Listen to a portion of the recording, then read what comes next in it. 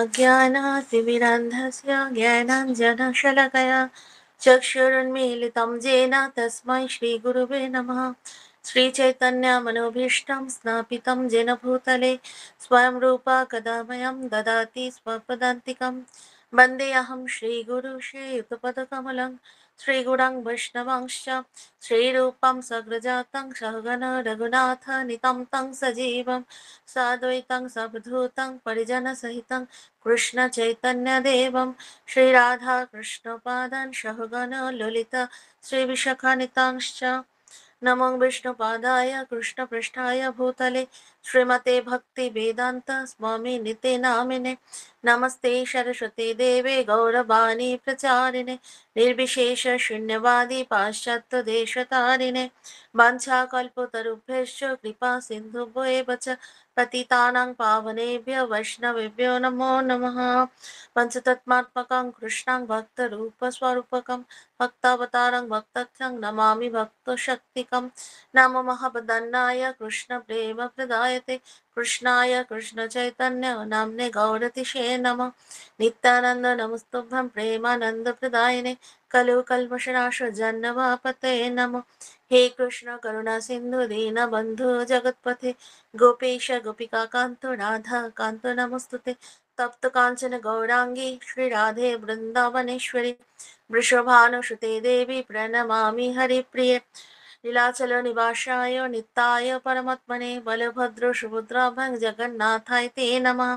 वृंदावे तुलसी देवै प्रियवे केशवस्य च कृष्ण भक्ति प्रदे देवी सत्तवते नमो नमः। जय श्री कृष्ण चैतन्य प्रभु नित्यानंद श्री अद्वैत गदाधर श्रीवासादि गौर भक्त वृंद हरे कृष्णा कृष्णा कृष्णा हरे हरे हरे राम राम राम हरे हरे। ओम नमः भगवते वासुदेवाय। ओम नमः भगवते वासुदेवाय। ओम नमः भगवते वासुदेवाय। नारायणं नमस्कृतं नरं चैव नरोत्तमं देवीं सरस्वतीं व्यासं ततो जयमुदीरये। नष्टप्रायश भद्रेश नित्यं भगवतो सेवया भगवती उत्तम श्लोके भक्तिर्भवति नष्टके मुखं करोति वाचलं पङ्गुं लङ्घयते गिरिं यत्कृपातमहं वन्दे श्रीगुरुदीनतारिणं परमानन्दमाधवं श्रीचैतन्येश्वरम् इति हरि ओं तत्सत्। नमो विष्णुपादाय कृष्णपृष्ठाय भूतले श्रीमते जयपताका स्वामी निते नामिने नमो आचार्योपादाय निताय कृपा प्रदायिने गौरकथा धामदाय नगर ग्राम तारिणे। जय जय श्री चैतन्य जय नित्यानंद जय द्वैत चंद्र जय गौर भक्त বৃন্দ। হরে কৃষ্ণ। সকল ভক্তকে জানাই আমার সশ্রদ্ধ প্রণাম। আজকে আমরা শ্রী চৈতন্য চরিতামৃতের চতুর্থ পরিচ্ছেদের শ্লোক নাম্বার 224 থেকে আলোচনা করব। শ্লোক নাম্বার 224। বিশেষাম মনোরঞ্জিনা জনয়ন আনন্দমিন্তিবর শ্রেণী শ্যামল কোমलै উপনয়ন অঙ্গৈ অনঙ্গ উৎসবম स्वच्छदं स्वच्छन्दं ब्रजसुन्दरिभिः अभिता प्रत्यङ्गम अलिङ्गितः शृङ्गारो सखी मूर्तिमान् इव मधुमुग्ध हरिकीर्ति। শব্দার্থ বিশেষাম সমস্ত গোপীদের মধ্যে অনুরঞ্জনেনা প্রীতি উৎপাদনের দ্বারা জনায়ান উৎপাদন করে আনন্দম আনন্দ ইন্দিবর শ্রেণী নীল কমলের শাড়ি শ্যামল শ্যামল কমলই কোমল উপনয়ন আনয়ন করে অঙ্গই তার অঙ্গ সমূহের দ্বারা অনঙ্গ উৎসবম কামদেবের উৎসব।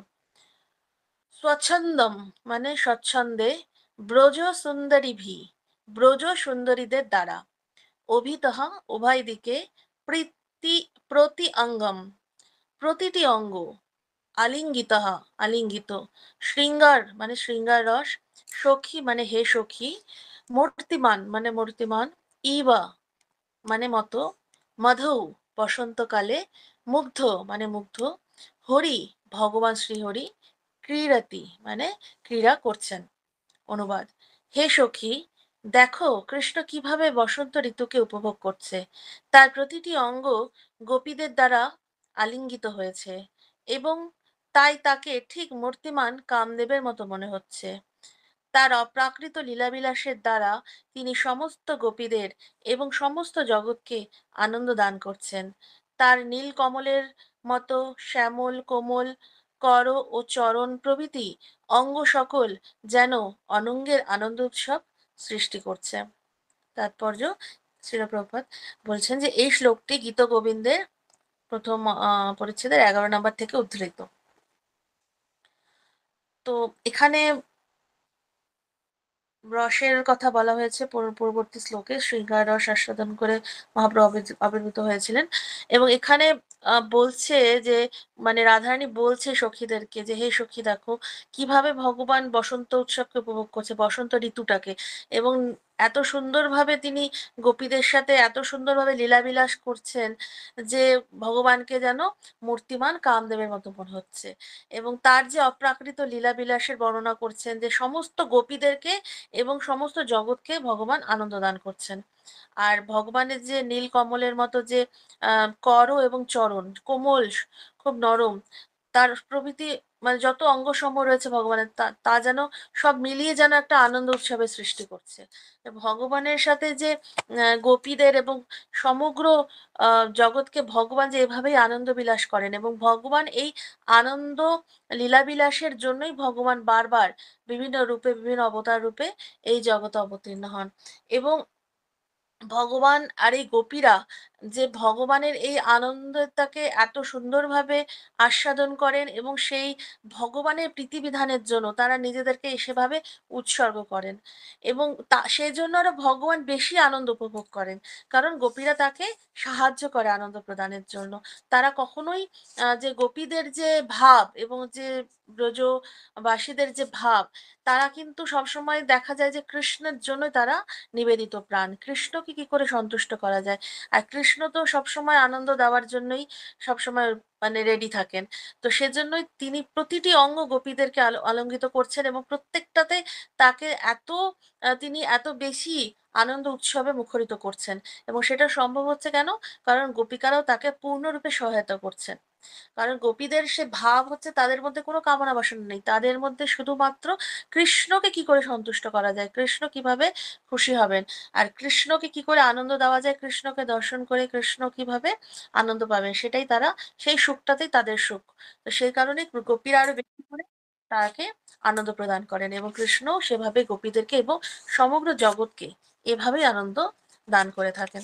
এটা গীত গোবিন্দের শ্লোক। শ্রীকৃষ্ণ চৈতন্য গোসাই রসের সদন, অশেষ বিশেষে কইল রস আস্বাদন। শ্রীকৃষ্ণ চৈতন্য মহাপ্রভু সমস্ত রসের আধার, অন্তহীন ভাবে তিনি রস মাধুর্য আস্বাদন করছেন। তো মহাপ্রভু হচ্ছেন সমস্ত রসের আধার এবং তিনি অন্তহীন ভাবে, যার কোনো সীমা নেই, অন্ত নেই, এভাবেই কিন্তু মহাপ্রভু রস আস্বাদন করছেন, রস মাধুর্য যেটা রস মাধুরী।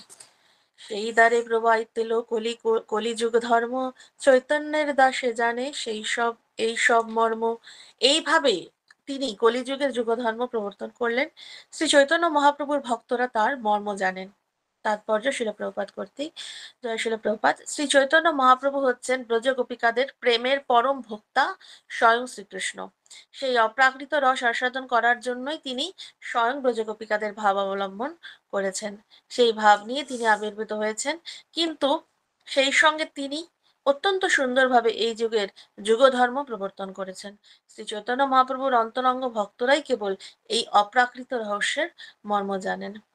কারণ মহাপ্রভু ব্রজ গোপিকাদের পরম ভোক্তা হচ্ছে ভগবান স্বয়ং শ্রীকৃষ্ণ। শ্রীকৃষ্ণই হচ্ছে স্বয়ং মহাপ্রভু এবং মহাপ্রভু হচ্ছেন সমস্ত রসের আধার। এবং সেই অপ্রাকৃত রস আস্বাদন করার জন্যই তিনি কি করেছেন, এই ব্রজ গোপিকাদের ভাবটাকে অবলম্বন করেছেন। সেই রসটাকে তিনি যেহেতু ভগবান কৃষ্ণ যেভাবে রসটাকে আস্বাদন করতে পারেননি ব্রজ গোপিকাদের, সেই ভাবটাকে নিয়ে তিনি আবার কলিযুগে এসেছিলেন শুধু এই অপ্রাকৃত ব্রজ গোপিকাদের যে রসটা এবং রাধারানীর ভাব রাধারানী কৃষ্ণের প্রতি যে প্রেম ভাব, বিরহ ভাব, সেটাকে আস্বাদন করার জন্যই তিনি এসেছেন। সেই ভাব নিয়ে তিনি আবির্ভূত হয়েছেন, কিন্তু সেই সঙ্গে তিনি অত্যন্ত সুন্দরভাবে মহাপ্রভুর যেটা উদ্দেশ্য ছিল এই যুগে, কলিযুগের যে যুগ ধর্ম হরিকৃষ্ণ মহামন্ত্র প্রচার করা এবং সেটাকে প্রবর্তন করা, এবং কলিযুগের যে মেইন হরিনাম হরিনাম হরের নাম বা কেবলম কালু নাস্তেব নাস্তেব নাস্তেব গতিরান্নাথা, অর্থাৎ কলিযুগে হরিনাম ছাড়া কোনো গতি নেই। কলিযুগ হচ্ছে নামেরই আধার। তো এই যে এইটা যে মেইন উদ্দেশ্য যেটা মহাপ্রভুর, সেটা হচ্ছে যুগ ধর্ম প্রবর্তন, সেটা তিনি অত্যন্ত সুন্দরভাবে করেছেন। শ্রী চৈতন্য মহাপ্রভুর যারা অন্তরঙ্গ ভক্ত, তারাই কেবল এই অপ্রাকৃত রহস্যের মর্ম জানেন। অদ্বৈত আচার্য নিত্যানন্দ, শ্রীনিবাস, গদাধর, দামোদর, মুরারি হরিদাস, আর যত শ্রী চৈতন্য, আর যত চৈতন্য কৃষ্ণের ভক্তগণ, ভক্তিভাবে শিরে ধরি সবার চরণ। অদ্বৈত আচার্য নিত্যানন্দ প্রভু, শ্রীবাস পণ্ডিত, গদাধর পণ্ডিত, স্বরূপ দামোদর, মুরারি গুপ্ত, হরিদাস ঠাকুর এবং শ্রীকৃষ্ণ চৈতন্য মহাপ্রভুর আর যত ভক্ত রয়েছেন, ভক্তি ভরে আমি তাদের শ্রী চরণ কমল আমার মস্তকে ধারণ করি। এখানে কৃষ্ণদাস কবিরাজ গোস্বামী সবাইকে, মহাপ্রভুর যত পার্ষদগণ রয়েছে, যত ভক্ত রয়েছেন, সবাইকে ভক্তি ভরে তিনি তাদের চরণ কমলে তিনি তাদেরকে প্রণাম প্রণতি নিবেদন করছেন এবং বলছেন তাদের শ্রী চরণ কমল যেন আমার মস্তকে ধারণ করি। শ্রী চৈতন্য চরিতামৃতের গ্রন্থাকার আমাদের শিক্ষা দিচ্ছেন যে আমরা যদি যথার্থই শ্রী চৈতন্য মহাপ্রভুকে জানতে চাই, তাহলে শ্রী চৈতন্য মহাপ্রভুর শুদ্ধ ও অন্তরঙ্গ ভক্তদের প্রতি সশ্রদ্ধ প্রণতি নিবেদন করতে হয়। তো এখানে আমাদেরকে কবিরাজ গোস্বামী শিক্ষা দিচ্ছেন যে মহাপ্রভুর কৃপা পেতে হলে, মহাপ্রভুকে জানতে হলে, মহাপ্রভুর যে শুদ্ধ ভক্ত রয়েছেন এবং অন্তরঙ্গ ভক্ত রয়েছেন, তাদেরকে তাদেরকে প্রথমে আমাদের তাদের কৃপা প্রার্থনা করতে হবে, তাদেরকে প্রণতি নিবেদন করতে হবে, এবং তারা যদি কৃপা করেন আমাদেরকে, তাহলেই আমরা মহাপ্রভুকে জানতে পারবো। কারণ তারা যেহেতু মহাপ্রভুর পার্ষদ, মহাপ্রভুর অন্তরঙ্গ ভক্ত, মহাপ্রভুর সেবা করেছেন, মহাপ্রভুর লীলায় অংশগ্রহণ করেছেন, তো তাদের কৃপা আমাদের বেশি দরকার। তারা যদি কৃপা করেন তবেই তারা মহাপ্রভু আমাদেরকে কৃপা করবেন। যেরকম রাধারানী কৃপা করলে তবেই ভগবান কৃষ্ণ আমাদের কৃপা করেন, তো সেরকমই মহাপ্রভুর পার্শ্বদরা যতক্ষণ না কৃপা করছেন, ততক্ষণ কিন্তু মহাপ্রভু আমাদেরকে কৃপা করবেন না। সেজন্য আমাদেরকে তাদেরকে বিশেষ করে প্রণতি নিবেদন করা উচিত। ষষ্ঠ শ্লোকের এই কহিল আভাস, মূল শ্লোকের অর্থ শোনো করিয়ে প্রকাশ। আমি ষষ্ঠ শ্লোকের আভাস দিয়েছি, এখন আমি মূল শ্লোকের অর্থ প্রকাশ করছি, দয়া করে আপনারা তা শ্রবণ করুন। বা মূল শ্লোকে আসছে, শ্রীরাধায়া প্রণয়া মহিমা কীদৃশ বা নয়া ইব, আসাদ্য যেন অদ্ভুত মধুরিমা কীদৃশ বা মদিয়ঃ, সৌখ্যম চাস্য মত অনুভবতা কীদৃশম বেত্তি বা ইতি লোভাৎ, তৎ ভাব আঢ্য সমজনি সচি গর্ভ সিন্ধু হরিন্দুঃ। শ্রী রাধায়া মানে শ্রীমতী রাধা রানীর প্রণয় মহিমা প্রেমের মাহাত্ম কীদৃশ কি রকম, বা অথবা অনয়া মানে তার, শ্রীমতী রাধা রানীর দ্বারাই, এব মানে কেবল, আস্বাদ্য মানে আস্বাদনীয়, যেন মানে সেই প্রেমের দ্বারা, অদ্ভুত মধুরিমা অত্যাশ্চর্য মাধুর্য, কীদৃশঃ কি রকম, বা অথবা মত অনুভবতঃ আমার মাধুর্যের অনুভব বশত, কীদৃশম কি রকম, বা অথবা ইতি এভাবেই, লোভাত লোভ বশত, তৎ মানে তার, শ্রীমতী রাধারানীর, ভাব আঢ্য ভাবযুক্ত হয়ে, সমজনী আবির্ভূত হয়েছেন, শচী গর্ভসিন্ধু শ্রীমতী শচী দেবীর গর্ভরূপ সমুদ্রে, হরি মানে শ্রীকৃষ্ণ, ইন্দু মানে চন্দ্র। অনুবাদ, শ্রী রাধার প্রেমের মহিমা কি রকম, ওই প্রেমের দ্বারা শ্রী রাধা আমার যে অদ্ভুত মাধুর্য আস্বাদন করেন, সেই মাধুর্যই বা কি রকম, এবং আমার মাধুর্য আস্বাদন করে শ্রী রাধা যে সুখ অনুভব করেন, সে সুখী বা কি রকম, এই সমস্ত বিষয়ের লোভ জন্মানোর ফলেই শ্রী রাধার ভাবযুক্ত হয়ে শ্রীকৃষ্ণরূপ চন্দ্র শচী গর্ভসিন্ধুতে আবির্ভূত হয়েছেন। তো এইগুলো কারণ হচ্ছে মহাপ্রভুর আবির্ভাবের, যে রাধার প্রেমের মহিমা কিরকম, ওই প্রেমের দ্বারা রাধার যে যে অদ্ভুত এক ধরনের মাধুর্য আস্বাদন করছেন রাধারানী, যে ভগবানের প্রেমের মহিমাটা উপলব্ধি করে, সেই মাধুর্যটাই বা কিরকম, আর এই যে মাধুর্য আস্বাদন করে রাধারানী যে সুখ অনুভব করে, সেই সুখই বা কিরকম। তো এই হচ্ছে বিষয়, যার ফলে মহাপ্রভুর মধ্যে কৃষ্ণের সেই বিষয়ে লোভ জন্মায় এবং পরবর্তীতে সে রাধার ভাবযুক্ত হয়ে কি হয়, শ্রীকৃষ্ণ রূপচন্দ্র শচী গর্ভসিন্ধুতে আবির্ভূত হন, শচী মাতার গর্ভে আবির্ভূত হন। এসব সিদ্ধান্ত গুরু কহিতে না জোয়ায়, না কহিলে কেহ ইহার অন্ত নাহি পায়। এই সমস্ত সিদ্ধান্ত অত্যন্ত গূঢ়, তাই সর্বসমক্ষে তা প্রকাশ করা উচিত নয়। কিন্তু তা যদি প্রকাশ না করা হয়, তাহলে কেউই তা বুঝতে পারবে না। অর্থাৎ এই যে সিদ্ধান্ত মহাপ্রভুর আবির্ভাবের এবং মহাপ্রভুর যে পুরো রহস্য, মহাপ্রভু একজন প্রচ্ছন্ন অবতার রূপে এসেছেন। তো মহাপ্রভুর যে ভাবধারা, মহাপ্রভুর যে সিদ্ধান্ত, মহাপ্রভুর যে প্রচার, তো এই যে সিদ্ধান্তগুলো এতটাই সূক্ষ্ম, তো সেজন্য বলছে সেটা সর্বসমক্ষে প্রকাশ করা উচিত নয়। কিন্তু আবার যদি আমরা প্রকাশ যদি না করতো, তাহলে আমাদের মতো এই অধমরা যারা এই বদ্ধজীব, তারা কিন্তু কেউ বুঝতে পারতাম না, জানতে পারতাম না। তো সেজন্যই বলছেন, তাই যদি না প্রকাশ করা হয় তাহলে কেউই তা বুঝতে পারবে না, না মহাপ্রভুকে কেউ জানতে পারবে না। আর মহাপ্রভু কলিযুগে এসেছেন শুধুমাত্রই বদ্ধজীবকে উদ্ধার করার জন্য।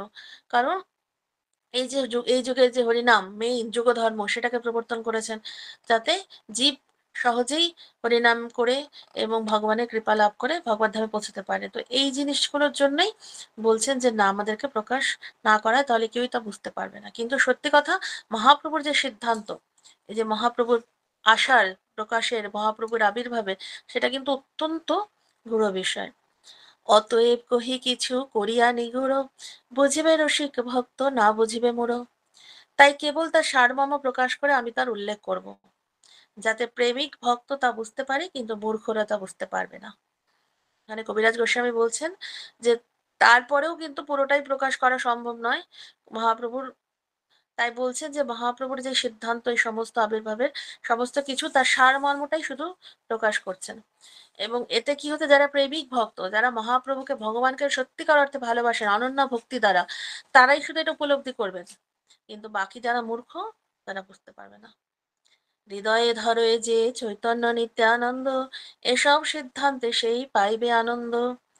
যে মানুষ তার হৃদয়ে শ্রী চৈতন্য মহাপ্রভু নিত্যানন্দ প্রভুকে ধারণ করেছেন, তিনি এই সকল অপ্রাকৃত সিদ্ধান্ত শ্রবণ করে আনন্দে মগ্ন হবেন। তো তারাই এই জিনিসগুলো এই মহাপ্রভুর লীলা আস্বাদন করতে পারবেন, মহাপ্রভুর লীলা মাধুরী। যে কারা, যারা হৃদয়ে, যে মানুষ তার হৃদয়ে মহাপ্রভুকে এবং নিত্যানন্দ প্রভুকে ধারণ করেছেন হৃদয়ে, এবং তারাই কিন্তু এই অপ্রাকৃত সিদ্ধান্তটাকে শ্রবণ করে তারাই আনন্দে মগ্ন হবেন। বাকি দেখা যায় যে কলিযুগে কিন্তু মহাপ্রভুর যে আহ সেটা কিন্তু বুঝতে পারে না, বা পড়ার মতো সাহসও করে না কেউ। চৈতন্য চরিতামৃত পড়া কিংবা শ্রবণ করা, পাঠ করা অনেক অনেক ভাগ্যের ব্যাপার। মানে আমি যে পাঠ করছি, আমার শরীর কাঁপছে, যে আমি আহ মানে কোনো যোগ্যতাই নেই আমাদের এই যে প্রভুপাদ আমাদেরকে দিয়ে গেছেন এই গ্রন্থ, প্রত্যেকটা শব্দকে ব্যাখ্যা করলে কত জীবন চলে যাবে, এবং এতটাই সূক্ষ্ম, এতটাই নিগূঢ়, এবং কতটা শুদ্ধ ভক্তি থাকলে সেটা উপলব্ধি করা যায়। তো সেটা তো আমরা পড়ছি কতটা মহাপ্রভু এবং প্রভুপাদের কৃপায়, যে আমরা পড়ছি। আমাদের মতো জীব, আমার মতো বিশেষ করে, যে মানে পড়ার কোনো ক্ষমতাই রাখে না, যোগ্যতাই নেই। তো এই যে ভাবটা, যে মহাপ্রভুকে ভাবটা যতক্ষণ না সে হৃদয়ে ধারণ করবে, ততক্ষণ এই সিদ্ধান্ত বুঝতেই পারবে না। এবং অপ্রাকৃত সিদ্ধান্ত যখন না বুঝবে, তো কি করে সে আনন্দটা অনুভব করবে? তো মহাপ্রভুকে বোঝা, মানে চৈতন্য চরিতামৃতের লীলা, মহাপ্রভুর লীলা আদি মধ্য অন্ত, এগুলোকে অনেক উচ্চ স্তরের ব্যাপার। তো একবার একবার প্রভুপাদ বলছিলেন, কোন একটা লীলা একজন মহারাজ বলছিলেন ক্লাসে, যে একবার আহ একটা সমুদ্রে দিয়ে একটা জাহাজে করে যাচ্ছিলেন কেউ, একটা গল্প, মানে একটা উপমা টাইপের, যে তার সাথে ভাগবতম ছিল, ভগবত গীতা ছিল, চৈতন্য চরিতামৃত ছিল। তো অনেক ঝড় এলো, নৌকাটা এরকম ভাসছে, খুব বিশাল ঝড়। তখন সে আর কিছুতেই নিজেকে রক্ষা করতে পারছে না, গ্রন্থ সহ টলমল করছে, সব কিছু ভেসে চলে যাচ্ছে, এরকম অবস্থা। তখন সে কি করলো, সমস্ত গ্রন্থকে নিয়ে আটকে আছে। তো ধীরে ধীরে এমন সিচুয়েশন যে আর পারছে না রাখতে, তো প্রথমে গীতাটাকে ছেড়ে দিল, ঠিক আছে। তারপরে ধীরে ধীরে ভাগবতমকে ছেড়ে দিল, ঠিক আছে। সব ভেসে যাচ্ছে, এত এত ঝড়, কিন্তু চৈতন্য চরিতামৃতকে আটকে রেখেছিল, চৈতন্য চরিতামৃতকে জড়িয়ে ধরেছিল। আর এটাই হচ্ছে আমাদের মেইন, হ্যাঁ, আদর্শ, যেটা মহাপ্রভু নিজে আচরণ করে আমাদের এই ধর্মটা শিখিয়েছেন। তো মহাপ্রভুর এই আদর্শ চৈতন্য চরিতামৃত বলছেন যে যে কোনো সিচুয়েশনে, মানে এই যে গ্রন্থ, মহাপ্রভুর যে লীলা, তো মানে এটাকে কখনোই ছাড়া যাবে না। হ্যাঁ, যেটা গীতা ভগবান বলেছেন, ভাগবতমে ভগবানের সমস্ত লীলা কথা রয়েছে, কিন্তু চৈতন্য চরিতামৃত ভগবান স্বয়ং আচরণ করে দেখিয়েছেন আমাদেরকে। তো সেটা অনেকটাই উচ্চ স্তরের, কোনো কোনো কিছুই এক অভিন্ন, কোনো কিছুই আলাদা নয়, কিন্তু এটা উপমার মাধ্যমে বোঝাচ্ছেন যে সে আমাদেরকে মানে সবসময় যে মহাপ্রভু যে শিক্ষা এই কলিযুগে, কারণ কৃষ্ণকে বোঝা আমাদের পক্ষে সম্ভব না, কিন্তু মহাপ্রভু সেটা আচরণ করে আমাদেরকে সেই শিক্ষাটা দিয়েছেন। তো সেটা তার ফলে কি হচ্ছে, মানুষ কিছু করে বুঝতে পারছে কি করে ভক্তি করতে হয়, কি করে ভগবানকে ডাকা উচিত, বা কি করে ভগবানের কাছে যাওয়া যায়, সেটা মহাপ্রভু শিখিয়েছেন হাতে ধরে, নিজে আচরণ করে। আপনে আচরি ধর্ম জীবেরে শিখায়, মহাপ্রভু শিখিয়েছেন। তো মহাপ্রভুর কাছে আমরা যথার্থ অর্থে ঋণী। এসব সিদ্ধান্ত হয় আম্রের পল্লব, ভক্তগণ কোকিলের সর্বদা বল্লভ। তো এই সমস্ত সিদ্ধান্তগুলি হচ্ছে নববিকশিত আম্রপল্লবের মতো। তার মানে গাছে যখন নতুন নতুন আমের পল্লব হয় সেরকম এই সিদ্ধান্তগুলো, সেগুলো কোকিলের মতো ভক্তদের কাছে সর্বদা অত্যন্ত প্রিয়। তো মাঝে কোকিলের মতো ভক্তদের কাছে সর্বদা অত্যন্ত প্রিয়। কত সুন্দর, মানে এই শ্লোকের মানেটা কি রকম, যে এই যে সিদ্ধান্তগুলো, যে মহাপ্রভুর যে লীলা সিদ্ধান্তগুলো, বলছে নববিকশিত আম্র পল্লবের মতো, আর সেইগুলি কোকিলের মতো ভক্তদের কাছে, ভক্তদের কাছে কোকিলের মতো সর্বদা অত্যন্ত প্রিয়। কথাটার অনেক ওজন রয়েছে, অনেক ভারী, কিন্তু বুঝতে গেলে আমাদের অনেকটা মানে চিন্তা করতে হয় যে যে কোকিলের মতো ভক্তদের কাছে সর্বদা অত্যন্ত প্রিয়। খুব সুন্দর এটার ইয়েটা, মানেটা শ্লোকের। তো এই কোকিলের কথাটা শোনাতে একটা লীলার কথা মনে পড়ছিল বৃন্দাবনে। সেখানে একবার ভগবান শ্রীমতী রাধারানীর যে শ্বশুর বাড়ি, সেটা হচ্ছে জাবট বলে যে জায়গাটা, তার উত্তরে একটা নির্জনে বন ছিল। তো সেখানে রাধারানীকে ভগবান একবার দর্শনের অভিলাষী হন। তো সে সময় তিনি কি করেন, ভগবান রাধারানীকে দর্শনের জন্য ঠিক রাধারানীর বাড়ির উত্তর দিকে তিনি কি করেন, কোকিলের মতো ধ্বনি করে আওয়াজ করতে শুরু করেছিলেন। এবং রাধারানী যখন সেই কৃত্রিম যে আওয়াজটা শুনতে পেলেন, তখন তিনি বুঝতে পারলেন যে এটা কিন্তু কোকিলের কণ্ঠ নয়, সেটা কি কার কণ্ঠ, সেটা তিনি বুঝতে পেরেছেন যে ভগবান কৃষ্ণ এটা তার সাথে তাকে ডাকছেন, এবং তিনি এটা কৃষ্ণেরই আওয়াজ সেটা বুঝতে পেরেছিলেন রাধারানী। এবং তিনি তখন খুব আগ্রহী হয়ে গেলেন যে কৃষ্ণের সাথে দেখা করবেন কি করে। কিন্তু সেখানে কি ছিলেন, তার শ্বশুর শাশুড়ি এবং ননদ বসেছিলেন জটিলা কুটিলা। তখন রাধারানী তখন ভাবছেন যে কি করে আমি এই বাড়ি থেকে বেরিয়ে কৃষ্ণের সাথে দেখা করব, কোনো কিন্তু উপায় নেই, জটিলা কুটিলা বসে আছে। তখন তিনি জটিলার কাছে গেলেন, শাশুড়ির কাছে গিয়ে বললেন যে যে আমার মনে হচ্ছে যে দেখুন ওই যে একটা খুব সুন্দর কোকিলের আওয়াজ বেরোচ্ছে, খুব সুন্দর একটা আওয়াজ আসছে কোকিলের, সুমধুর। তো ওই পাখিটাকে আমার খুব দেখার ইচ্ছে হচ্ছে, তাহলে কি আপনি যদি অনুমতি দেন তাহলে আমি ওই কোকিল পাখিটাকে একটু দেখতে পারি। তো তখন বলছে আমি একটু পরেই ফিরে আসবো। তো যোগমায়ার প্রভাবে ভগবান কি করেন, সবসময় যোগমায়াকে কৃপা করেন, যোগমায়া সবসময় ভগবানের লীলায় অংশগ্রহণ করেন। তো যোগমায়ের প্রভাবে কি করলো, জটিলা কি করলেন, রাধারানীর কথায় সম্মতি দিলেন, মানে হ্যাঁ হ্যাঁ ঠিক আছে তুমি যাও, তুমি বনে যাও, তাড়াতাড়ি আবার ফিরে এসো। এবং রাধারানী যখন তখন শাশুড়ির আজ্ঞা পেয়ে যখন গেলেন এবং বনে প্রবেশ করলেন, এবং সেখানে গিয়ে দেখছেন সেই আওয়াজটা এসে আসছে কোকিলের কুহুধ্বনি। এবং তিনি সাথে সাথে দেখলেন যে ভগবান কৃষ্ণ তাকে দর্শন দিলেন, এবং দেখলেন যে কৃষ্ণই সেই কোকিলের আওয়াজ করছে, এবং রাধারানীকে দর্শন করে সেই ভগবান এত আনন্দিত হলেন, এবং তিনি তখন সেই বনের মধ্যে প্রবেশ করলেন, সেই কুঞ্জবনে রাধারানীর সাথে। এবং রাধারানীর সাথে যখন লীলা বিলাস করলেন, সেই লীলা করে যখন ফিরছেন, তখন এতটা সময় ছিল, কিন্তু সেই যোগমায়ের প্রভাবে সময়টাকে কি করলেন, ভগবান সংকীর্ণ করে দিলেন। এবং রাধারানী যখন ফিরে এলেন, তখন তার জটিলা বলছেন যে তুমি এত তাড়াতাড়ি ফিরে এলে, অথচ সময়টা ছিল অনেকক্ষণ দীর্ঘ সময়। কিন্তু যোগমায়ের প্রভাবে তার শাশুড়ি বলছেন যে তুমি এত তাড়াতাড়ি এখনই গেলে, আবার এখনই ফিরে এলে, ঠিক আছে।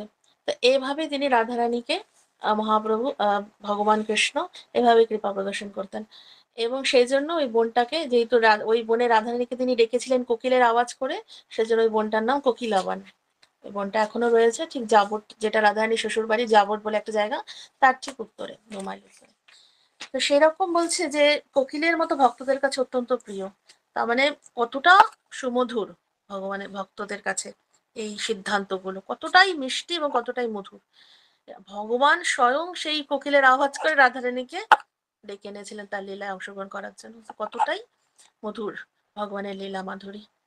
অভক্ত উষ্ট্রের ইথে না হয় প্রবেশ, তবে চিত্তে হয় মোর আনন্দ বিশেষ। উষ্ট্রের মতো অভক্তেরা এই সমস্ত আলোচনায় প্রবেশ করতে পারে না, তাই আমার হৃদয়ে বিশেষ আনন্দ হচ্ছে। উষ্ট্র মানে বলতে আমার মনে হচ্ছে এটা উষ্ট্র মানে হচ্ছে উট। তো উটের মতো যারা শুষ্ক রূপ, তারা তাদের মতো অভক্তরা এই সমস্ত আলোচনায় প্রবেশ করতে পারে না।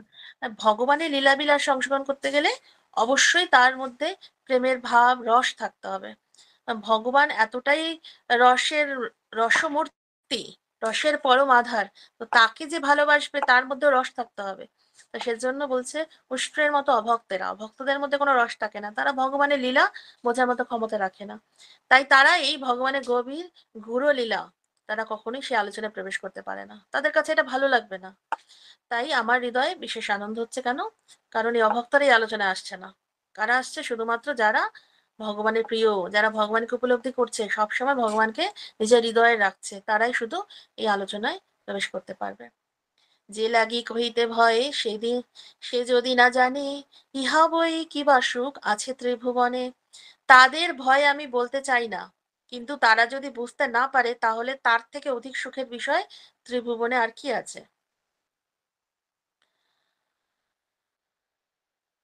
কারণ তারা বুঝতে না পারে তাহলে তার থেকে অধিক সুখের বিষয় ত্রিভুবনে আর কি আছে। তো তাদের ভয়ে আমি বলতে চাই না। অতএব ভক্তগণে করি নমস্কার, নিঃশঙ্কে কহিয়ে তার হোক চমৎকার। অতএব ভক্তদের প্রণতি নিবেদন করে তাদের সন্তুষ্টি বিধানের জন্য আমি নিঃসংকোচেতা ব্যক্ত করব। ভক্তদের সন্তুষ্টি বিধানের জন্য কৃষ্ণের বিচার এক আছয় অন্তরে, পূর্ণানন্দ পূর্ণ রস রূপ কহমরে। একসময় শ্রীকৃষ্ণ তার অন্তরে বিবেচনা করেন, সকলেই বলে যে আমি পূর্ণ আনন্দ এবং পূর্ণ রসের মূর্ত বিগ্রহ। তো ভগবান কৃষ্ণ হচ্ছেন পূর্ণ, কারণ ভগবান হচ্ছে সমস্ত কিছুর উৎস। এবং সেটা কিন্তু আমরা ঈশদ উপনিষদে পেয়েছি যে ভগবানকে বলছেন যে ওং পূর্ণ মদ পূর্ণমিদং পূর্ণাৎ পূর্ণমুদচ্যতে পূর্ণস্য পূর্ণমাদায় পূর্ণমেবাবি শিষ্যতে। অর্থাৎ ভগবানকে সর্বতভাবে পূর্ণ, আর তিনি পূর্ণ বলেই এই দৃশ্যমান জগতের সবকিছুই সর্বতভাবেই তার থেকে উদ্ভূত হয়েছে। তিনি হচ্ছেন মেইন, তার থেকে সমস্ত কিছু সৃষ্টি, সমস্ত কিছু উদ্ভূত। সেই জন্য সর্বতভাবে সবকিছুই পূর্ণ। পরম পূর্ণ থেকে যা কিছু উদ্ভূত হয়েছে তা সবই পূর্ণ। ভগবান থেকে যা কিছু উদ্ভূত হয়েছে তারাও পূর্ণ। ভগবান হচ্ছেন পরম পূর্ণ, কিন্তু যেহেতু তিনি পরম পূর্ণ, তাই তার থেকে অসংখ্য অখণ্ড পূর্ণ সত্তা বিনির্গত হলেও তিনি পূর্ণরূপে অবশিষ্ট থাকেন। ভগবানের থেকে সবকিছু সৃষ্টি হলেও ভগবান যেহেতু পূর্ণ পরম তত্ত্ব, তাই তিনি হচ্ছেন সচ্চিদানন্দ বিগ্রহ, আর তার থেকে সবকিছু অখণ্ড পূর্ণ সত্তা বিনির্গত হচ্ছেন, কিন্তু ভগবান একই থাকছেন। ভগবান হচ্ছেন মেইন।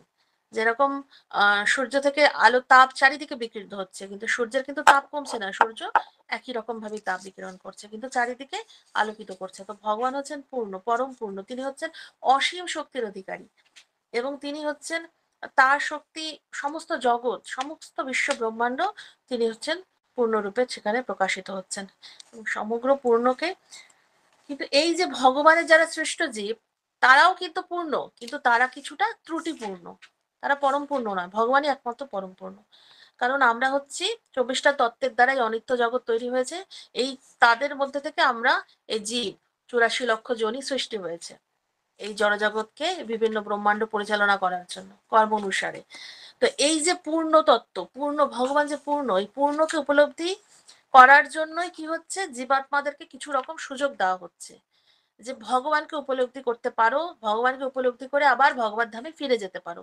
সেই জন্যই কিন্তু জীবকে সুযোগ দেওয়া হয়, আর এই সুযোগ দেওয়ার জন্যই কিন্তু এই 84 লক্ষ জনের মধ্যে আবর্তিত হতে হয়।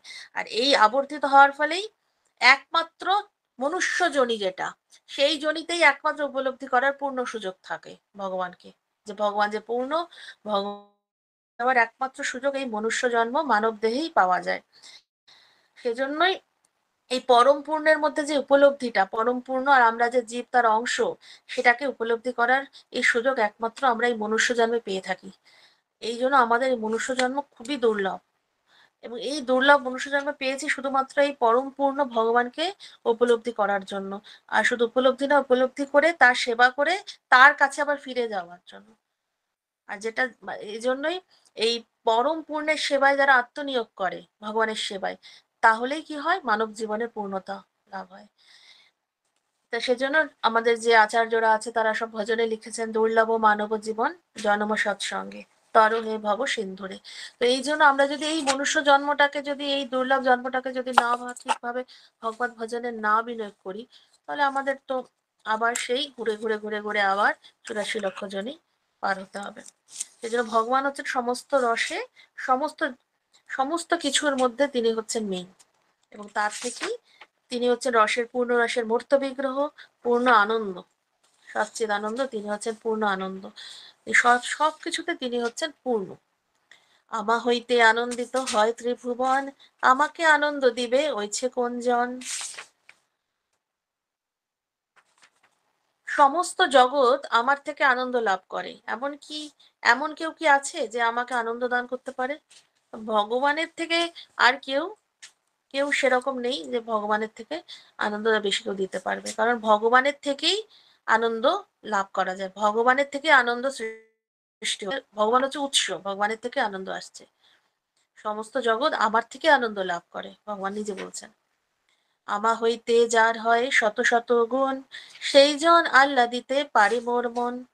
আমার থেকে যার মহিমা শত শত গুণে অধিক, সেই কেবল আমার মনকে আনন্দিত করতে পারে। অর্থাৎ ভগবান বলছেন যে আমার থেকে যার মহিমা শত শত গুণে অধিক, কারণ ভগবানের থেকে তো আর অধিক মহিমা কারো নেই, কিন্তু বলছে যদি আমার থেকে যার মহিমা শত শত গুণে অধিক যার আছে, সেই কেবল আমার মনকে আনন্দিত করতে পারে। কারণ ভগবানকে আনন্দ দেওয়ার মতো কেউ নেই, একমাত্র শ্রীমতী রাধারানী। সেই জন্যই রাধারানীর মহিমাকে গুণগান করার জন্যই ভগবান এসব বলছেন। আমা হইতে গুণী বড় জগতে অসম্ভব, একলি রাধাতে তাহা করি অনুভব। এই জগতে আমার থেকে অধিক গুণসম্পন্ন কাউকে পাওয়া অসম্ভব, কেবল রাধারানীর মধ্যেই তা রয়েছে বলে আমি অনুভব করি। এখানে রাধা রানীকে, রাধা রানীর গুণগান মহিমা করেছেন ভগবান, যে আমার তো এই জগতে আমার মহিমা আমার থেকে আনন্দ তো কেউ দিতে পারে না বেশি, কিন্তু আমার থেকে যার মহিমা যে শত শত গুণে অধিক, সে আমার মনকে আনন্দিত করছে। এবং সে কে?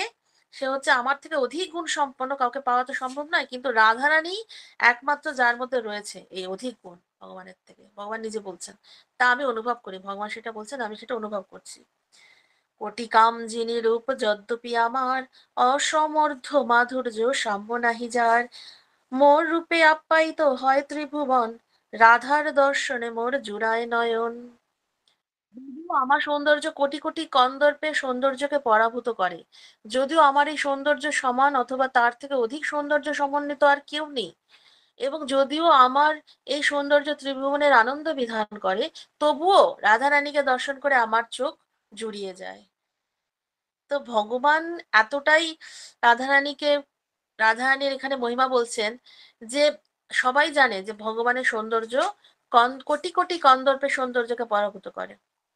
কোটি কোটি কন্দর্পকে সৌন্দর্য আছে যার, তাকেও ভগবানের সৌন্দর্য তাদের কাছে কিছুই না। যদিও ওই সৌন্দর্যের সমান তার থেকে অধিক সৌন্দর্য সমন্বিত কেউ নেই, আর এই সৌন্দর্য ত্রিভুবনকে আনন্দ বিধান করছে, তবুও যে কিনা সমগ্র ত্রিভুবনকে আনন্দ দিচ্ছে যার সৌন্দর্য, তবুও বলছে শুধু রাধারানীকে দর্শন করে ভগবানের চোখ জুড়িয়ে যাচ্ছে। তার মানে রাধারানী কতটাই সৌন্দর্য এবং কতটাই ভগবানকে আনন্দ প্রদান করছেন। রাধারানী হচ্ছেন ভগবানের অন্তরঙ্গা শক্তি। রাধারানীর সেরকম মহিমা, সেটা ভগবান ছাড়া কেউ উপলব্ধি করতে পারবে না। তো সেজন্যই ভগবান সেটা বলছেন রাধারানী। আর রাধারানীর যে রূপ মহিমা এবং রাধারানীর যে দর্শন, বলছে রাধারানীকে দর্শন করে আমার চোখ জুড়িয়ে যায়, তাহলে ভগবান রাধারানীকে দর্শন করে চোখ জুড়িয়ে যাচ্ছে, তবে রাধারানী কতটাই সুন্দর। এবং রাধারানীর বর্ণনা আছে শাস্ত্রে, যে রাধারানী হচ্ছেন গাত্রবর্ণ নব গৌরচনা অথবা তপ্ত স্বর্ণের মতো, রাধারানীর শরীরের রং যেটা, কিংবা স্থির বিজলি প্রভাব নেয়। রাধারানীর দেহ তার অপূর্ব রূপ মধুরিমার জন্য পরম দ্যুতিময়, এক পরম উজ্জ্বল। তার সৌন্দর্য এতটাই যে তিনি সবসময় পূর্বাপেক্ষা বেশি সুন্দর রূপে প্রতিভাত হন। এতই সুন্দর রাধারানী যে প্রত্যেকটা সময় যেন তার সৌন্দর্য বৃদ্ধি প্রাপ্ত হচ্ছে। জড়জগতে কি দেখা যায়, সব ধীরে ধীরে কমে যায়, কিন্তু রাধারানী হচ্ছেন স্বয়ং ভগবানের অন্তরঙ্গা শক্তি।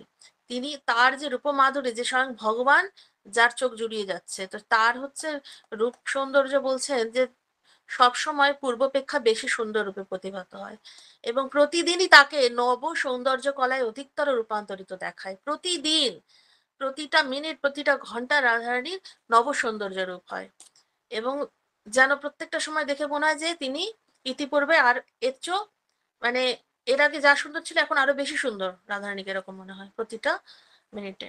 এবং রাধারানীর গাত্রবর্ণ সহস্রবার তপ্তকৃত উজ্জ্বল স্বর্ণের ন্যায়, এবং রাধারানীর যে আহ সহস্রবার সোনাকে জ্বালালে যেরকম রং হয় সেরকম তার গাত্রবর্ণ, শরীরের রং। এবং তার অঙ্গকান্তি অত্যন্ত উজ্জ্বল এবং প্রভাময়, দ্যুতি সবসময় একটা উজ্জ্বল রেখা বেরোচ্ছে, সবসময় স্বর্ণের মতো উজ্জ্বল।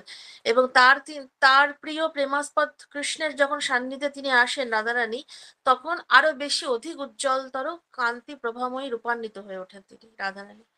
এবং তার অঙ্গ থেকে কি হয়, বিচ্ছুরিত হয় সোনাভ দ্যুতির মতো, সোনার যে দ্যুতি রশ্মি বেরোয় রাধারের অঙ্গ থেকে যখনই সে ভগবান কৃষ্ণের সাথে থাকেন। এবং তার ফলে কি হয় যে নিকটস্থ যেসব বৃক্ষ আছে, লতা গুল্ম বনের পাতা সবকিছুই ওরাও স্বর্ণালী সভায় আভায় রঞ্জিত হয়ে যায় রাধারের এই দ্যুতির প্রভাবে, যে অঙ্গের যে দ্যুতি। এবং রাধারানীর অঙ্গকান্ত এতটাই স্বর্ণাভ, যে এতটাই সোনার মতো উজ্জ্বল, যে তিনি কৃষ্ণের পাশে যখন দাঁড়ান তখন কৃষ্ণের যে শ্যাম বর্ণ সেটাও গাত্রবর্ণে স্বর্ণাভ হয়ে ওঠে। তার মানে কৃষ্ণের যে শ্যাম বর্ণ যে কৃষ্ণ, সেটাও কৃষ্ণ তখন সোনালী হয়ে যায়, সোনার মতো কালার হয়ে যায়। রাধারানীর সৌন্দর্য এতটাই সুন্দর, এবং তিনি এই কারণেই রাধারানী, এটা বলার এটাই কারণ যে রাধারানীর সৌন্দর্য কেন কৃষ্ণকে জুড়িয়ে যায়, যে রাধারানী এতটাই সৌন্দর্য, কারণ কৃষ্ণ নিজেই কৃষ্ণের কালারই চেঞ্জ হয়ে যায় রাধারানীর পাশে দাঁড়ালে। এবং যত আশেপাশে যত কিছু বৃক্ষ লতা গুল্ম যত কিছু রয়েছে সবকিছুই রেখা, সুন্দর উজ্জ্বল রেখা, এবং সেগুলোও সুন্দর তপ্ত কাঞ্চন হয়ে যায়। মোর বংশী গীতে আকর্ষয় ত্রিভুবন, রাধার বচনে হরে আমার শ্রবণ। আমার বংশীগীত ত্রিভুবনকে আকৃষ্ট করে, কিন্তু শ্রীমতী রাধারানীর মধুর বচন শুনে আমার শ্রবণ ইন্দ্রিয় মোহিত হয়। ভগবান বলছেন যে আমার যে বংশীগীত ত্রিভুবনকে আকৃষ্ট করছে, অথচ শ্রীমতী রাধারানীর যে সুন্দর মধুর বচন কথা বলা, সেটা শুনে ভগবানের যে শ্রবণ ইন্দ্রিয় মোহিত হয়ে যায়। রাধারানীর বচন কতটাই সুন্দর। যদ্যপি আমার গন্ধে জগৎ সুগন্ধ, মোর চিত্ত প্রাণ হরে রাধা অঙ্গগন্ধ। যদিও আমার অঙ্গগন্ধ সমস্ত জগৎকে সুরভিত করে, তবুও রাধারানীর শ্রী অঙ্গের গন্ধ আমার চিত্ত হৃদয়কে হরণ করে। তো ভগবানের যে সুন্দর অঙ্গের গন্ধ সমস্ত জগৎকে সুরভিত করছে, তবুও রাধারানীর যে সঙ্গের গন্ধ ভগবানের চিত্ত এবং হৃদয়কে হরণ করছে। যদ্যপি আমার রসে জগৎ সরস, রাধার অধর রস আমা করে বশ। যদিও আমার রসে সমস্ত জগৎ সরস হয়েছে, তবুও শ্রীমতী রাধারানীর অধরের সুধা আমাকে বশীভূত করছে। অর্থাৎ ভগবানের রসে সমস্ত জগৎ চলছে, কিন্তু রাধারানীর যে অধরের সুধা সেটা ভগবানকে বশীভূত করছে। ভগবান রাধারানীতে বশীভূত। যদ্যপি আমার স্পর্শ কঠিন্দ শীতল, রাধিকার স্পর্শে আমা করে সুশীতল। যদিও আমার স্পর্শ কোটি চন্দ্রের থেকেও শীতল, তবু শ্রীমতী রাধিকার স্পর্শ আমাকে সুশীতল করে, মানে শীতল থেকেও শীতলতর, শীতলতম করে দিচ্ছে, সুশীতল, আরো বেশি করে শীতল করছে। আর ভগবানের স্পর্শ বলছে কোটি চন্দ্রের থেকেও শীতল, তার থেকেও শীতল হচ্ছে রাধারানীর স্পর্শ। কতটা রাধারানীর আহ সৌন্দর্য, রাধারানীর যে স্পর্শ, রাধারানীর বর্ণনা করেছেন, এবং ভগবান রাধারানীর এখানে গুণমহিমা এবং সুন্দর যে তার রূপ মাধুরী সেটাকে বর্ণনা করেছেন। এই মত জগতের সুখে আমি হেতু, রাধিকার রূপগুণ আমার জীবাতু। এভাবেই যদিও আমি হচ্ছি সমস্ত জগতের সুখের কারণ, তবুও সেই রাধিকার রূপ ও গুণ আমার জীবন স্বরূপ। তো ভগবান বলছেন যে আমি হচ্ছি সমস্ত জগতের সুখের কারণ, কিন্তু রাধিকার যে রূপ আর গুণ সেটা হচ্ছে আমার জীবন স্বরূপ। ভগবানের যে জীবনের স্বরূপ উদ্দেশ্য মেইন যেটা, সেটা হচ্ছে রাধারানীর রূপ আর গুণ। এই মত অনুভব আমার প্রতীত, বিচারি দেখিয়ে যদি সব বিপরীত। এভাবেই শ্রীমতী রাধারানীর প্রতি আমার অনুরাগ আমি অনুভব করতে পারলেও যখন আমি বিচার করে দেখি তখন সব বিপরীত বলে প্রতিভাত হয়। অর্থাৎ রাধারানীর প্রতি যে ভগবানের যে অনুরাগ তা অনুভব করতে পারলেও বলছে যখন বিচার করি তখন সবকিছু উল্টো মনে হয়ে যায়, বিপরীত মনে হয়ে যায়, সবকিছু মানে চেঞ্জ হয়ে যায়, সবকিছু উল্টো পাল্টা হয়ে যায় রাধারানীর বিষয়ে ভাবতে গেলে। রাধার দর্শনে মোর জুড়ায় নয়ন, আমার দর্শনে রাধা সুখে অজ্ঞান। শ্রীমতী রাধারানীকে দর্শন করে আমার চোখ জুড়িয়ে যায়, কিন্তু আমাকে দেখে শ্রীমতী রাধারানী অধিক সুখ অনুভব করে। রাধারানীকে দেখে ভগবানের চোখ জুড়িয়ে যায়, কিন্তু আবার ভগবানকে দেখে রাধারানী অধিক সুখ অনুভব করে। দুজনে একে অপরের পরিপূরক। রাধারানী ছাড়া কৃষ্ণ মানে চলতে পারবে না, কৃষ্ণ ছাড়া রাধারানী, কারণ রাধারানীরই একই অঙ্গ, দুই তনু, দুটো শরীর। রাধারানীরই হচ্ছে কৃষ্ণের একই অঙ্গ থেকে তৈরি, অন্তরঙ্গা শক্তি, শক্তির প্রকাশ। শুধুমাত্র এই জগতে লীলাবিলাসের জন্যই মহাপ্রভু কৃষ্ণ ভগবান রাধারানীকে সৃষ্টি করেছেন, এবং রাধা কৃষ্ণ মিলিত তনু হিসেবে মহাপ্রভু এসেছেন, গৌরাঙ্গ মহাপ্রভু। পরস্পর বেণুগীতে হরয়ে চেতন, মোর ভ্রমে তমালেরে করে আলিঙ্গন। তো বাঁশে বাঁশে ঘর্ষণের ফলে যে বংশীধ্বনির মতো শব্দ হয়, সেই শব্দ শুনে শ্রীমতী রাধারানী চেতনা হারায়, কারণ সে মনে করে যে সেটি যেন আমার বংশীধ্বনি।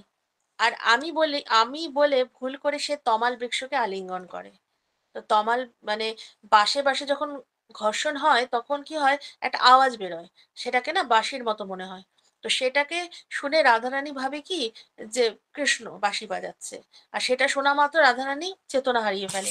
কৃষ্ণের বাঁশি শুনলে প্রত্যেকটা ব্রজবাসী ব্রজগোপিকারাই চেতনা হারিয়ে ফেলে, যে যার মতো পাগল হয়ে গিয়ে খুঁজতে চলে যায় কৃষ্ণর ধাম।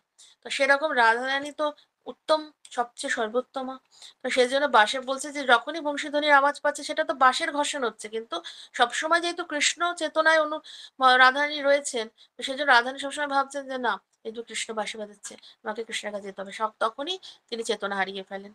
আর আর সেটা কি করে, ভুল করে যখন দেখছে যে না, তখন কি করে, তমাল বৃক্ষ একদম কৃষ্ণের মতোই কালো, কৃষ্ণের মতো তমাল বৃক্ষকে আলিঙ্গন করে কাঁদে, আর ভাবে কৃষ্ণ কৃষ্ণ কৃষ্ণ, কিন্তু কৃষ্ণ তো নেই, বাঁশি তো অন্য বাজছে না, বাঁশি তো ওটা তো বাঁশে বাঁশে ঘর্ষণ হচ্ছে। তো সেই রকমই মানে ভক্তদের সবসময় কি হয়, যারা শুদ্ধ ভক্ত, যারা উত্তম অধিকারীর ভক্ত, তারা এরকমই সব সময় কৃষ্ণ কৃষ্ণ কৃষ্ণ চিন্তা করে। স্বরগোস্বামীরা, এই সমস্ত যে মহাপ্রভুর পার্ষদগণ সবসময় কৃষ্ণ চেতনা, কৃষ্ণ ছাড়া তাদের আর কিছু নেই, কৃষ্ণ ধ্যান, কৃষ্ণ জ্ঞান, কৃষ্ণ চিন্তামণি, সবসময় কৃষ্ণকে নিয়ে তারা ভাবেন। এবং এই রকম ভাবধারা যাদের রয়েছে তারাই মহাপ্রভুকে উপলব্ধি করতে পারবেন। মহাপ্রভু নিত্যানন্দ প্রভুকে যারা হৃদয়ে নিয়েছেন, হৃদয় মানে কি, যারা সর্বদাই কৃষ্ণ মহাপ্রভুকে চিন্তাই করছেন, 24 ঘন্টা সব সময় যা কিছু করছি কিন্তু মহাপ্রভুকে কেন্দ্র করে যেন জীবনযাপন হয়। যা কিছু করছি সবসময় যেন কৃষ্ণ কৃষ্ণকে নিয়ে আমরা চিন্তা করতে পারি, যে কৃষ্ণই আমাদের সব। আমরা যা কিছু করছি, যা কিছু শ্বাস নিচ্ছি, গ্রহণ করছি, পাচ্ছি, ঘুরছি ফিরছি, সবকিছু ভগবানের কৃপায় হচ্ছে। ভগবানের কৃপায় ভগবান এই যে সুন্দর সুন্দর লীলাগুলো যত বেশি আমরা আস্বাদন করবো, ততই আমরা সেই উপলব্ধিগুলো করতে পারবো। তো সেজন্য রাধারানীর যে ভাব, রাধারানী শুধু লীলা বিলাসের মাধ্যমে এই ভাবগুলোকে প্রকাশ করেছেন। কেন, যারা এই সমস্ত ভাব এই যে শুদ্ধ ভক্তদের মধ্যে দর্শন করতে পারি আমরা, যে স্বরগোস্বামী বা আমাদের আচার্যবর্গ যারা আছেন, শিল প্রভুপাদ সব সময় ঘুমিয়ে ঘুমিয়েও কৃষ্ণের সাথে কথা বলতেন, কৃষ্ণের সাথে লীলাবিলাস করতেন, এবং লিখতে লিখতেও রাধারানী এসে তার সমস্ত কিছু লেখা বলে দিতেন, ট্রান্সলেশন করছেন, কিছু কিছু ওয়ার্ডস মনে পড়ছে না, রাধারানী এসে মনে করিয়ে দিচ্ছেন, স্বয়ং ভগবান এসে মনে করিয়ে দিচ্ছেন, প্রভুপাদ নিজে বলেছেন।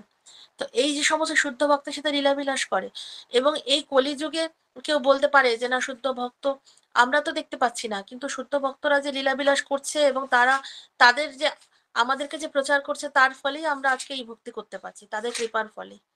এবং এই জগতে এখনো মহাপ্রভু লীলা করছেন, কৃষ্ণ লীলা করছেন, তার ফলেই কিন্তু আজকে আমরা সেগুলোকে কিছুটা হলে উপলব্ধি করতে পারছি। হ্যাঁ, অনেকটা কম। সত্যযুগ তমগুণ, সত্যযুগে, ত্রেতা যুগে, দাপর যুগে কি ছিল, অতটা বেশি পাপ ছিল না। এখন কলিযুগে পাপের মাত্রাটা বেড়ে গেছে, কিন্তু ভক্তি করারও সুযোগটা মিলেছে আমাদের, কারণ আমাদের মধ্যে বেশি রকমের চাপ নেই, শুধুমাত্র মহামন্ত্র করে এবং শুদ্ধ ভক্তি করেই আমরা কিন্তু ভগবানের কৃপা পেতে পারি। আর শুধুমাত্র কৃষ্ণের কে আমরা যদি একটু সুন্দরভাবে, কৃষ্ণকে যদি আমরা নিজেকে সমর্পণ করি, কৃষ্ণ চেতনায় রাখি সারাদিন, নিজেদেরকে, তাহলেই কিন্তু ভগবান আমাদের কৃপা করবে। বেশি কিছু করার দরকার নেই। অনেক আচার আচরণ, অনেক আচার বিচার করে ভগবানের সেবা করার কোনো দরকার নেই। শুধুমাত্র হরিনাম শুদ্ধভাবে অপরাধ মুক্ত হয়ে করতে হবে। আর কি হবে? শুদ্ধ ভক্তের সঙ্গ।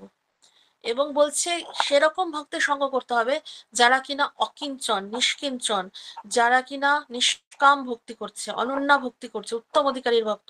তাদের সঙ্গ করলে, যেরকম শিল প্রভুপাদ, আমাদের আচার্যরা এরকম শুদ্ধ ভক্ত, তাদের যদি আমরা সঙ্গ করি, সঙ্গ মানে কি? সাধু সঙ্গ মানে কি? যে এরকম তারা যেটা বলছে, তাদের আদেশ উপদেশ নির্দেশ মেনে চলি, শাস্ত্র যেটা বলছে সেসব ফলো করি, তাহলে আর আলাদা করে আমাদের কিছুই করার দরকার পড়ে না। সেরকম ভাবেই আমরা তাহলে কৃষ্ণ, এই যে রাধারানী বাঁশির আওয়াজ শুনে ভাবছে কৃষ্ণ বাঁশি বাজাচ্ছে, তো সেই রকম রাধারানী যদি আমাদের কৃপা করবেন, আমরা যে রাধারানীর কাছে প্রার্থনা করি, রাধারানী আমরা যেন কৃষ্ণকে নিয়ে চিন্তা করতে পারি, রাধারানী হচ্ছেন কৃষ্ণের সবচেয়ে প্রিয়। তাই রাধারানী আমাদের যদি কৃপা করেন, তাহলে কৃষ্ণ আমাদেরকে কৃপা করবেন, তাহলে আমরা কৃষ্ণ ভক্তিতে আরো এগোতে পারবো। তো সেজন্যই এভাবে কি করছেন, তমাল বৃক্ষকে আলিঙ্গন করে কৃষ্ণ কৃষ্ণ চিন্তা করছেন। আজকে এখানেই তা রাখছি। সকলকে অসংখ্য ধন্যবাদ। হরে কৃষ্ণ কৃষ্ণ কৃষ্ণ হরে হরে, হরে রাম রাম রাম হরে হরে।